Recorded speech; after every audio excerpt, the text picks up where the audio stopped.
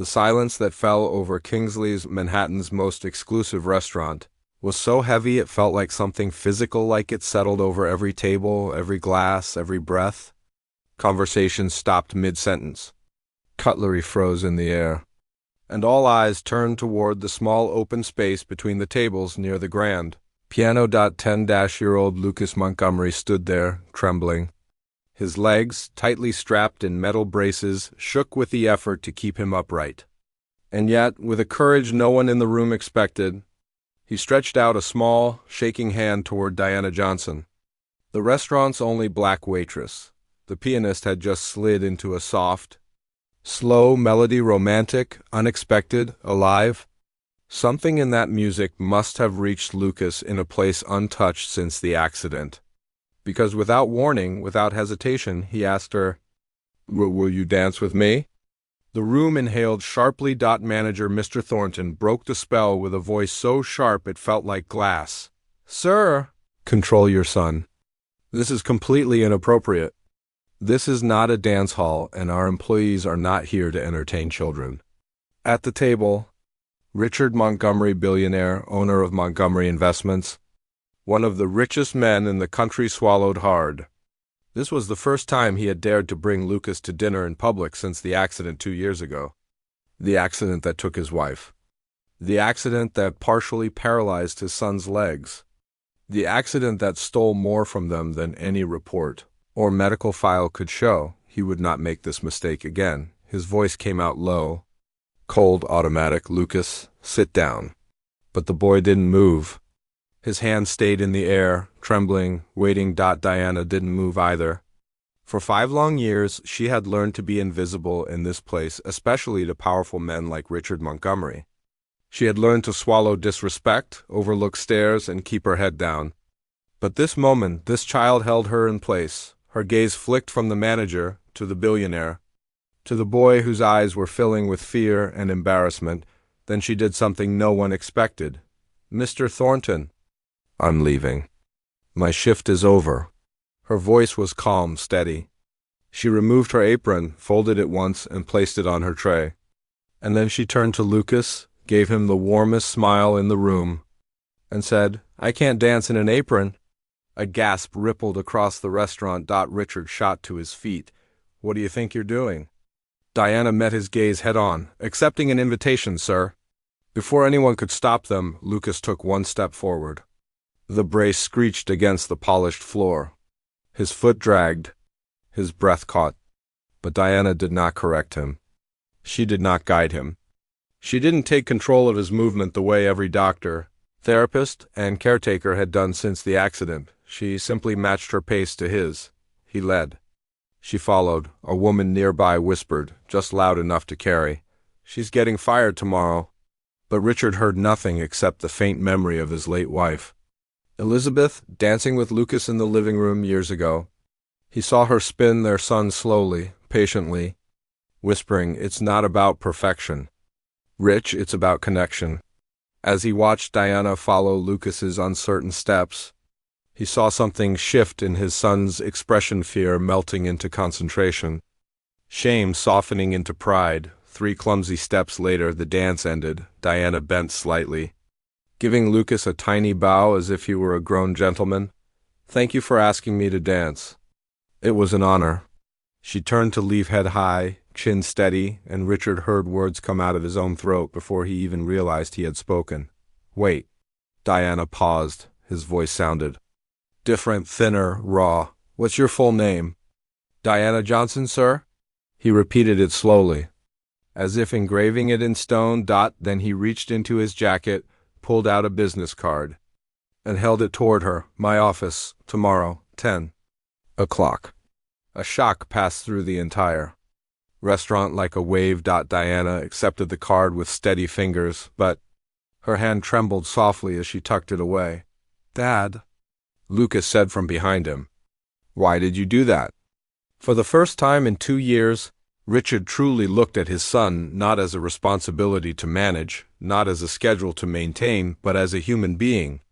One he had failed to see through the fog of guilt, grief, and fear. Dinner continued in thick, uneasy silence. but as Diana walked out of the restaurant, she glanced back once, not with fear, not with defeat, but with a quiet determination that glowed like a spark that would soon burn through the walls of Richard Montgomery's world, a spark that had begun with 3 imperfect dance steps, and it was only the beginning. The next morning, Montgomery Tower. The lobby of Montgomery Tower glittered under the morning sun.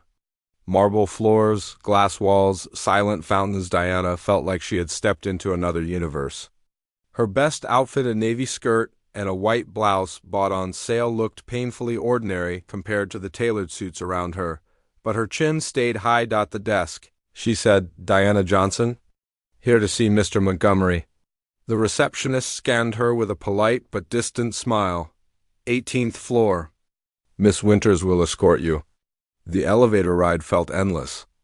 Not fear, not anymore. Something stronger. Something deeper. That quiet, stubborn determination that came from surviving more than life thought she could. Miss Winters. The executive assistant was a sharp, polished woman who looked like she had been carved from ice. As they walked down mirrored halls, Diana could feel eyes on her. A black woman in these halls was unusual enough to stir whispers. When they were finally alone in the waiting room, Winters asked, "He had you fired, didn't he?"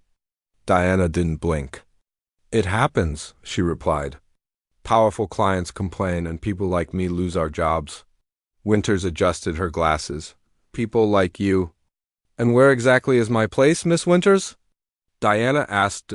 Winters opened her mouth, but before she could answer, her phone buzzed. "Mr. Montgomery will see you now." Inside the office of Power, Richard Montgomery's office occupied half the floor. A wall of windows revealed Manhattan like a living painting. The city looked small beneath him, like a world he controlled. "Miss Johnson, thank you for coming." He gestured for her to sit. Silence stretched between them, strategic, heavy, meant to intimidate. But Diana knew this tactic. She had lived through worse. Finally, Richard asked, "Do you have a background?" Diana blinked. "Excuse me?" "Education, university." She held her gaze steady. "Bachelor's in child development." "Incomplete master's in special education." A flicker of surprise crossed his face. "And you're working as a waitress?" "I work 3 jobs," she replied. "The restaurant, a weekend bookstore shift, and I tutor when I can." Richard opened a folder. "I researched you last night." Of course he did. He slid a photograph across the table, a community center with a painted sign. "Freedom Steps, you founded this," he said. "Co-founded," Diana corrected. "With my sister, Zoe." Richard flipped through documents. A dance program for children with physical disabilities. But now at risk of closing.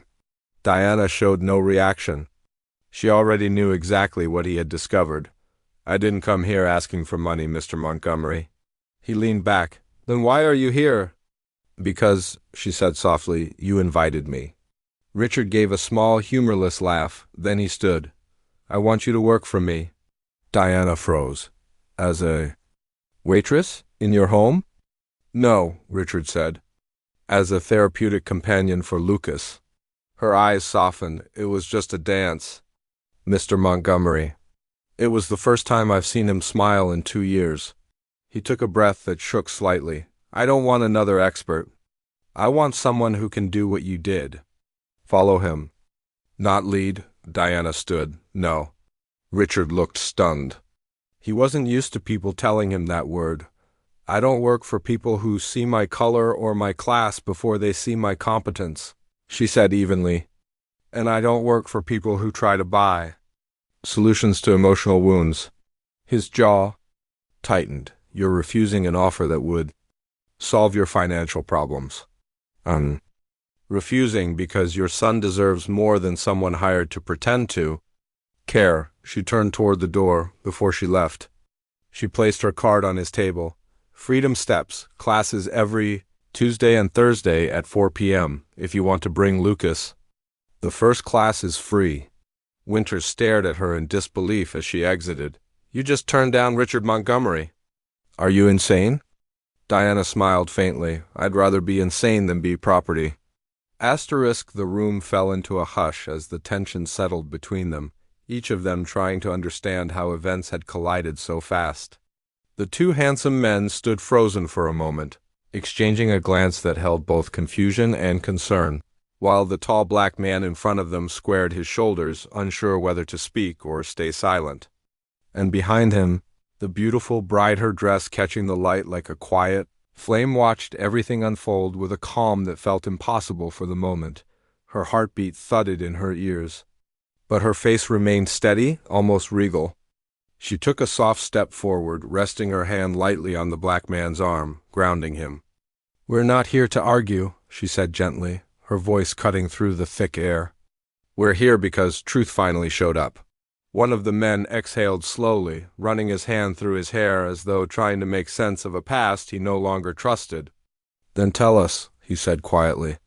"Tell us what we should have known all along." The bride's eyes lifted, brave, unwavering. "Everything changes today," she said, "and none of us will walk away the same." The hallway felt smaller than it really was, as if every breath, every silence, every unspoken truth was shrinking the space around them. The bride stood in the center of it all, her elegant dress brushing softly against the floor, each heartbeat echoing in her chest like a drum that refused to quiet down. The two handsome men stared at her, both of them confused, tense, unsure of why they had been brought together on a day that should have belonged to joy. And beside her, the black man remained steady, grounded, his presence both protective and challenging at the same time. It was clear he had waited for this moment, though no one else had expected it. The bride clasped her hands together, her fingers trembling despite the calm expression she tried to hold. For a long moment she couldn't speak. The weight of the past pressed too heavily on her chest. But she knew she couldn't turn back now. She had already stopped the ceremony. She had already called these men out of the crowd. She had already shaken the foundation of everything the day was supposed to be. So she lifted her eyes and met theirs. "You all deserve the truth," she said softly. "And I can't keep it from you anymore. Not today." The first man, the taller one with sharp features and a voice that usually commanded any room, inhaled deeply as if bracing himself. "Then say it. Whatever it is. We're here now. We'll listen." The second man, gentler, quieter, more hesitant, lowered his gaze for a moment before lifting it again, his expression filled with worry. "We just want to understand," he murmured, "because nothing about this feels right." The black man at her side nodded, encouraging her.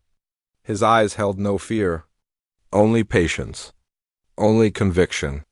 "You don't have to do it alone," he told her. She looked at him with gratitude before turning back to the two men.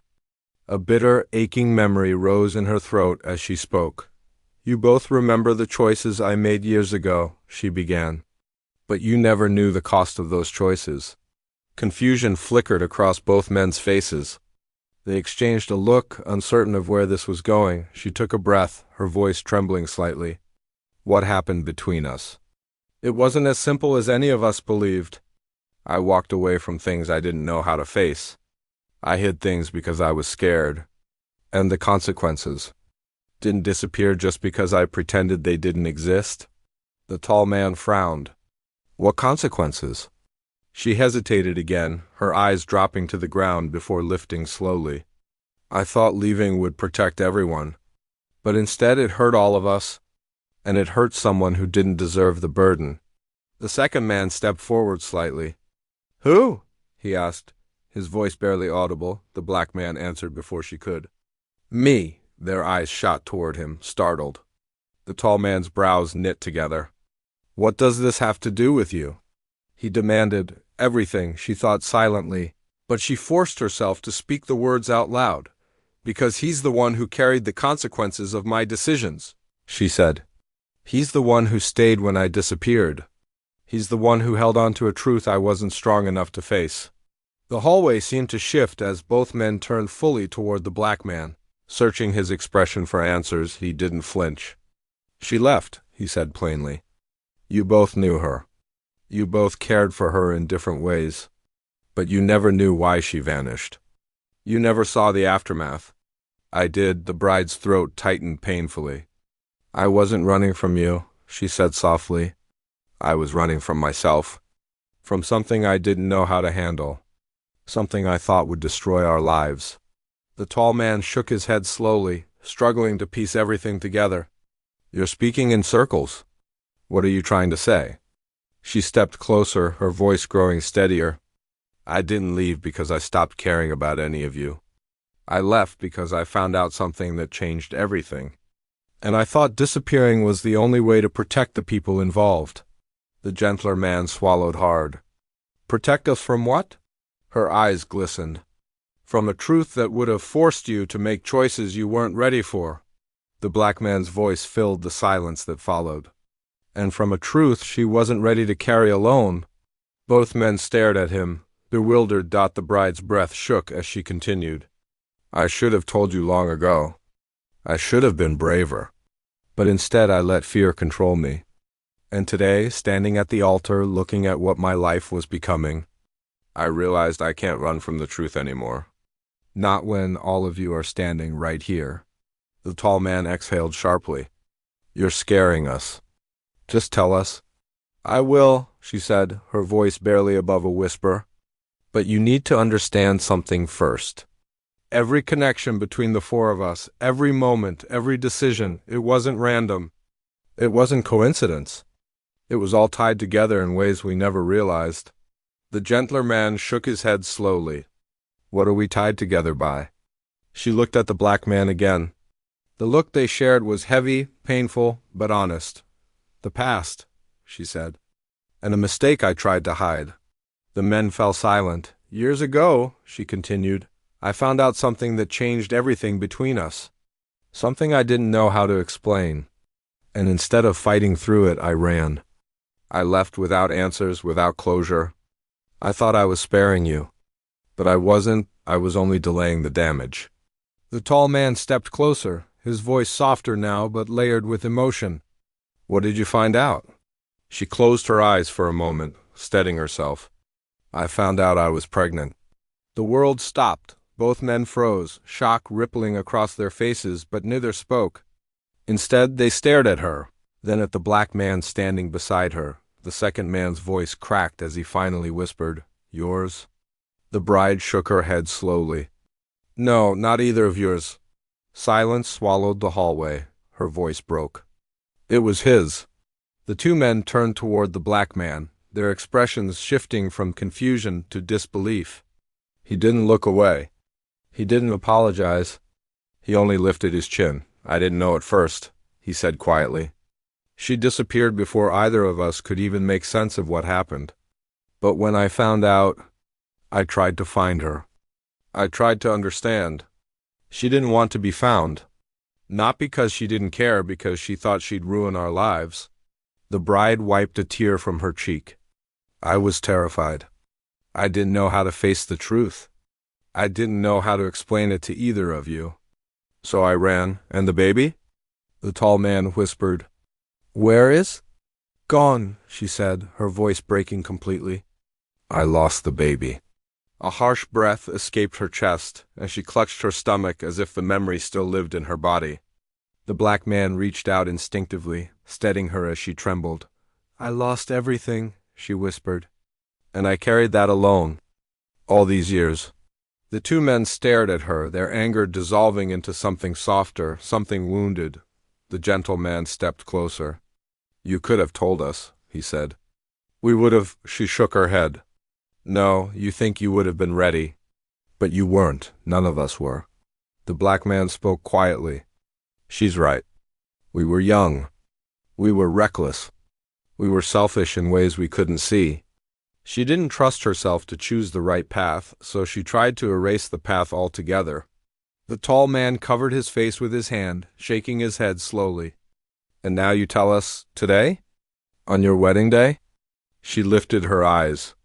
Because today I almost made the same mistake again. What mistake? The gentle man asked. Building a future on lies, she whispered. Pretending the past didn't happen. Pretending I wasn't changed by it. She looked at both men, then at the black man beside her. All of you were part of my life in ways none of us fully understood, she said. And I couldn't walk into a marriage without acknowledging the truth that shaped me. I had to face it. I had to face all of you. The hallway fell completely silent. After a long moment, the tall man finally exhaled, exhausted. So what happens now? She didn't answer immediately. Instead, she looked at the black man. He held her gaze, unflinching, offering the kind of quiet strength that had supported her through the hardest years of her life. Then she looked back at the two men. What happens now, she said, is honesty. No more secrets. No more pretending. Whatever comes next, we face it with truth. The gentle man nodded slowly. And the wedding? She hesitated. That depends on whether I walk back in as the same woman, or someone finally ready to stop running. The black man moved closer, his voice deep but calm. Whatever decision she makes, it'll be the first one she makes without fear. That's all she needed. The tall man sighed, leaning back against the wall. This changes everything? Yes, she said softly. And it was time. The four of them stood there, shaken, broken, but finally honest each one, knowing that nothing about their lives would ever return to what it had been. And yet, for the first time in years, the future felt real. The silence between the four of them stretched long and heavy, as if the air itself refused to move until someone dared to break it. The bride leaned slightly against the wall, not out of weakness, but because the weight of everything she had just confessed pressed against her chest like a truth she had carried too long. The two handsome men stared at her, each with a different storm in his eyes. And the black man beside her watched them all, not threatened, not defensive, simply steady and grounded. As he had always been, the gentleman finally spoke first. His voice trembled. I never knew you were going through all of that alone. Her eyes softened with apology. I didn't know how to let anyone in. Not then. The taller man shook his head with a conflicted sigh. You should have trusted us more. We weren't perfect, but we cared. You have to know that. I know, she whispered. That's why the guilt stayed with me. Because I knew you cared. And I left anyway. The black man placed a hand on her back again, not possessively, not to claim her, but to support her. She steadied herself at the touch. You left because you were scared, he said quietly. Fear makes people disappear. But you came back. And that matters. The taller man turned toward him, really looking at him for the first time, not as a rival, not as a stranger, but as the man tied to the same complicated history. You loved her, he said, the words more realization than accusation. I did, the black man replied simply. I still do. But this moment isn't about what I feel. It's about what she deserves. The bride closed her eyes, fighting back fresh tears. I didn't want any of you to see me as the woman who ran away. I wanted to be strong. I wanted to be whole. I wanted to forget the past long enough to create a life that didn't hurt. The gentleman's voice softened. But you can't erase pain like that. I know, she whispered. I learned that the hard way. A slow breath moved through the group, none of them speaking. Each lost in thoughts about the years that had passed and the shadows that had followed. Finally, the taller man pushed himself away from the wall. So what now? You still have a wedding inside that hall. Guests waiting. A life waiting. Are you still getting married today? After all of this? She swallowed hard. That's the question I've been avoiding since the moment I called this meeting. The gentleman spoke cautiously. Do you love him? The man waiting at the altar? She hesitated, not out of confusion, but out of truth. I care for him, she said honestly. He's good. He's steady. He's kind. He offered me a life that made sense. But not a life you chose freely, the black man reminded softly. She looked at him. Her eyes filled with a mix of love, fear, and unfinished memories. The taller man narrowed his eyes slightly. Are you saying she's still in love with you? The black man didn't answer. He didn't need to dot her silence, told the truth. The gentleman rubbed his hand over his face. This is too much for one day. The bride stepped forward, her voice trembling but honest. I didn't bring you here to choose for me, or to drag you back into a past you didn't ask to face. I brought you here because I couldn't take another step toward a future built on silence. The taller man exhaled deeply, almost bitterly. And what about him? The man waiting for you? Does he know any of this? No, she admitted. I kept all of this hidden from him. I kept it hidden from everyone. Then how can you marry someone who doesn't know your truth? The black man asked gently. The question struck deeper than any other. She felt it in her bones. I can't, she whispered. The words slid out of her like a confession she had been holding for years. Both men stared at her. You're calling off the wedding? The gentle man asked softly. She nodded. I have to. Not because of the past, but because I'm not walking into a marriage pretending to be someone healed. I'm not healed yet. No one walks into love fully healed, the taller man said quietly. She met his eyes. Maybe not, but they should at least walk in honest. He looked away, defeated but understanding. The black man took a slow step toward her. And after you call it off? What then? She looked at him, her heart pulling toward him instinctively. I don't know, she admitted. For once. I don't want to know. I'm tired of choosing out of fear. I want to choose from truth, from strength, from the part of me I buried when I ran. Her voice wavered and she looked down at the floor. I want to be someone who makes choices with clarity, not pain. The gentle man nodded, eyes soft and sad. Then start there. The taller man glanced between the other two men and finally let his shoulders drop. I'll respect whatever you decide, he said. Whether it includes any of us or none of us. She smiled faintly, gratitude shining through her tears. You always were stronger than you gave yourself credit for. The gentle man stepped forward and wrapped her in a careful embrace. She didn't expect it, but she melted into it, letting the warmth of someone who once loved her ease the ache she'd carried for so long. When he pulled away, he kept his hands on her shoulders. I forgive you for leaving, he said. I didn't understand it then, but I do now. The taller man nodded. So do I. We all made mistakes. You don't have to keep punishing yourself. She looked at both of them, overwhelmed. Thank you. I don't deserve your forgiveness. Maybe not, the taller man said bluntly. But you deserve peace. Her throat tightened, and she whispered, I'm trying to find it. They gave her small, sad smiles before stepping back, and then it was only her and the black man standing close.